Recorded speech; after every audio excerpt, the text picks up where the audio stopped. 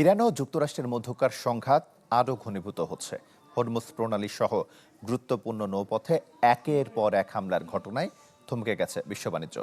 Washington ও তেহরানের এমন বিপরীতমুখী অবস্থানের খেসারত দিচ্ছে বৈশ্বিক অর্থনীতির বাজার। দ্রুত বাড়ছে জ্বালানি তেলের দাম। কোনো পক্ষই নমনীয় না হওয়ায় দীর্ঘায়িত হচ্ছে সংঘাতের শঙ্কা। যত দিন যাচ্ছে তত কমছে ইরানে যুদ্ধ থামার সম্ভাবনা। লোহিত সাগর ও ওমান উপসাগরে নতুন করে হামলা চালিয়েছে যুক্তরাষ্ট্র এবং ইয়েমেনের হুথি বিদ্রোহীরা। হরমুজ প্রণালী বন্ধ রাখার সিদ্ধান্তে অনড় তেহরান।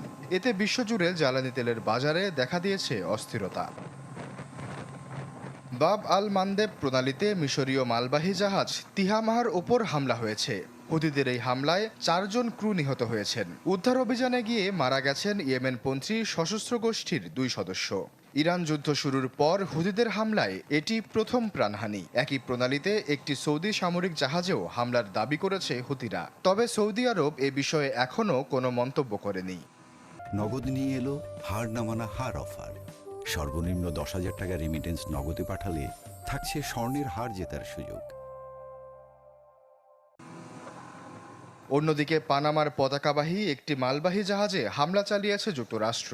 মার্কিন নৌবাহিনীর একটি MH-60 হেলিকপ্টার থেকে জাহাজটিতে 2টি হেলফায়ার মিসাইল ছোড়া হয়। পাকিস্তানের উপকূল থেকে ওমান উপসাগরে প্রবেশের সময় ঘটে এই ঘটনা।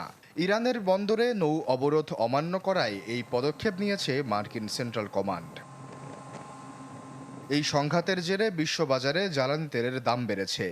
ব্রেন্ট ক্রুডের দাম 1.4% বেড়ে ব্যারেল প্রতি $88.91 ছাড়িয়েছে।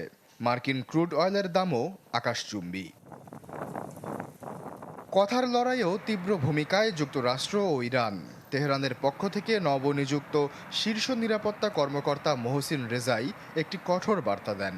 বলেন, হরমুজ প্রণালী কোনোভাবেই খোলা হবে না। এর জন্য যুক্তরাষ্ট্রকে আগে ইরানের শর্ত মানতে হবে। আটকে থাকা ইরানি সম্পদ ফেরত দিতে হবে। পাশাপাশি লেবানন ও গাজা সহ পুরো অঞ্চলে সংঘাত বন্ধ করতে হবে। তবে এই বক্তব্য উড়িয়ে দিয়ে উল্টো ইরানের কাছে ক্ষতিপূরণ দাবি করেছেন মার্কিন প্রেসিডেন্ট ডোনাল্ড ট্রাম্প। গেল 50 বছরে বিভিন্ন যুদ্ধে প্রাণহানির জন্য তিনি এই দাবি তোলেন। পাশাপাশি কড়া ভাষায় সতর্ক করে বলেন, বাড়াবাড়ি করলে ইরানকে ধ্বংস করে দেয়া হবে। আশ্বাস চৌধুরী, চ্যানেল 24।